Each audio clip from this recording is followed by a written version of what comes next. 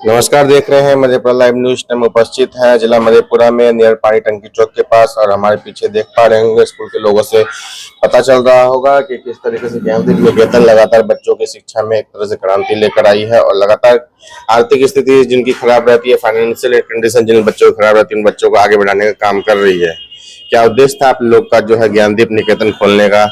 आप इसके अंदर रेसिडेंशियल भी है, हॉस्टल भी है, क्या क्या सुविधा देते हैं और जो उद्देश्य से अपना स्कूल खोले थे क्या उद्देश्य पूरा कर पाए थे? एक्चुअली सर मेरा मेन मोटिव था कि हम लोग उन बच्चों को भी स्कूल तक ला पाए जो बहुत ज्यादा फी नहीं बियर कर पा रहे हैं। मधेपुरा में आई थिंक मुझे लगता है कि ऐसा स्कूल होगा जिसकी फीस हमारे स्कूल के बराबर होगा। काफी कम फीस है हमारे स्कूल का। तो हमारा मेन मोटिव था कि उन बच्चों को भी जोड़ पाए। जैसा कि एजुकेशन सिस्टम की हालत थी, अभी तो काफी सुधार भी कर रही है गवर्नमेंट भी। तो जिस उस हिसाब से बहुत सारे बच्चे ऐसे थे जो गवर्नमेंट स्कूल जाते थे बट उन्हें ठीक से पढ़ाई नहीं मिल पाता था। तो मेन मोटिव वही था और हम लोग उस मोटिव में काफी हद तक सफल हुए हैं कि बहुत सारे बच्चों को हमने देखा है कि जीरो से बहुत आगे तक जाते हुए देखा है हमने। अच्छा, स्कूल तो हर गली में यहाँ पे आजकल खुल चुके हैं, लगभग मधेपुरा में 300 से ज्यादा स्कूल हो चुके हैं। तो स्कूल का रिजल्ट जो है मोस्ट इम्पोर्टेंट थिंग है। वहाँ के टीचर्स की किस तरीके से ग्रेजुएशन कंप्लीट है, किस तरीके से शिक्षा दे रहे हैं, वो मोस्ट इम्पोर्टेंट थिंग है। तो किस तरीके से आपके बच्चे को रिजल्ट आ रहे हैं, पेरेंट्स सेटिस्फाइड हो रहे हैं? Of course sir, parents satisfaction सबसे इंपॉर्टेंट बात होती है और इसके लिए हम लोग रेगुलरली मीटिंग लेते हैं पेरेंट्स के साथ। और हमारा मीटिंग ऐसा नहीं होता है कि हम बल्क में सारे पेरेंट्स को बुला लें और फिर बैठा दें सबको और एक साथ की ठीक है हम माइक लेके बोलना शुरू कर दें और सभी सुन रहे हो।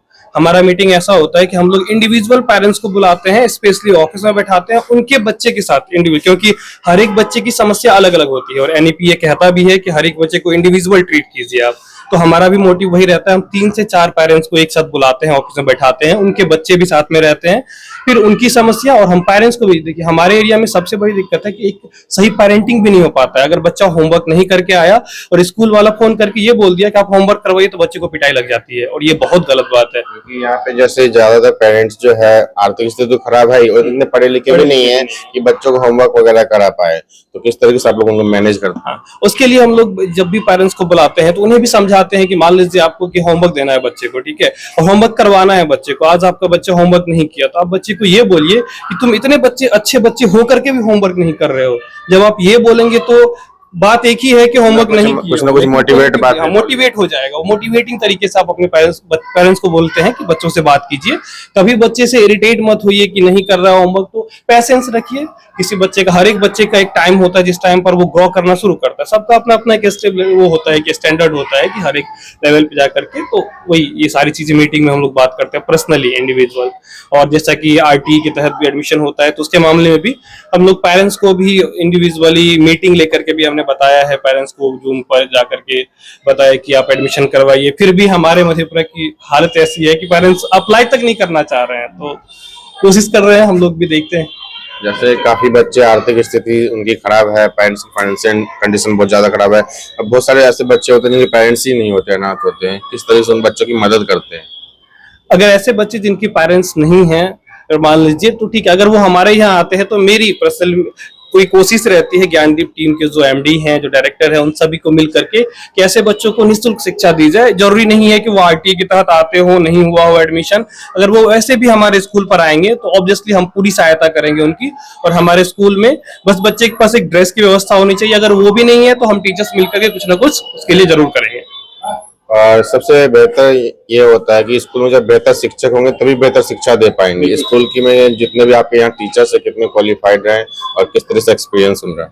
मैक्सिमम टीचर्स जो ऐसे हैं जो कि एक्चुअली डीएलएड या बीएड किए हुए हैं, ट्रेनिंग लिए हुए हैं, उनके ट्रेंड टीचर ही हैं, ठीक है। और रही बात कुछ ऐसे हम लोग क्या करते हैं, जैसे अभी हमारा स्कूल चल रहा है तो स्कूल टर्म के बाद हमारा लास्ट का जो 30 मिनट का टाइम होता है, तो जो अच्छे टीचर जिनके बारे में हम जानते हैं ये काफी 30 साल से पढ़ा रहे हैं, 30 साल से ऐसे भी टीचर हमारे स्कूल में है अभी अवेलेबल, 30-30 साल से पढ़ा रहे हैं।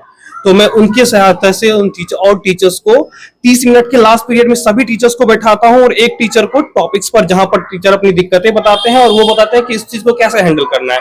मान लीजिए कोई बच्चा रोज होमवर्क करके नहीं आ रहा है आपकी क्लास में, तो आप कैसे हैंडल करेंगे। इसके लिए हमारे यहाँ लास्ट में 30 मिनट का एक पीरियड रखा गया जिसमें टीचर्स पढ़ते हैं। रोज बैठ करके। बच्चे की मेंटली के साथ साथ किस तरीके से फिजिकली भी प्रिपेयर किया जाता है, शिक्षा के साथ साथ किसी तरह का खेलकूद वगैरह कोई गेम वगैरह आप लोग करवाते हैं? बिल्कुल सर, रेगुलरली गेम्स रेगुलरली होता है। हम लोग इसके लिए स्टेडियम यूज करते हैं रेगुलर बेसिस पर। जो पीरियड्स होते हैं, लास्ट पीरियड में जो होता है बच्चों को रैंप अप करवाया जाता है रनिंग का, वो सब सेशन एक्टिविटी वाला।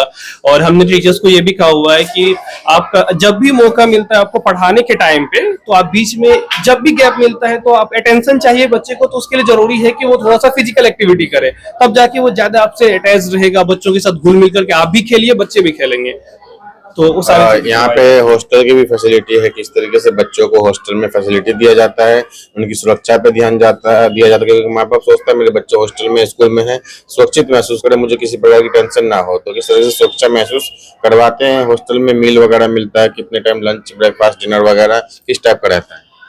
सारी चीजें सर, एक्चुअली हॉस्टल का जो मैनेजमेंट है वो स्कूल से बाहर चलता है हमारा, हमारे उस हॉस्टल से बच्चे यहाँ पर आते हैं, ठीक है। और वहाँ पर सारी चीजें प्रोवाइड होती है। मील का बात हो गया तो जो नाश्ता का टाइमिंग होता है, एक बार सुबह में दिया जाता है, फिर स्कूल टाइम के बीच में नाश्ता होता है, फिर एक बार शाम में नाश्ता होता है, और फिर से जो है उसके बाद खाना का जो टाइम होता है, एक बार दिन में और एक बार रात में। तो ओवरऑल जो एक अच्छी मील होती है वो पूरी क्वालिटी मेंटेन करी जाती है। उसके लिए खास हम लोग भी ध्यान रखते हैं, हम लोग भी जाकर के कभी कभी खाते हैं।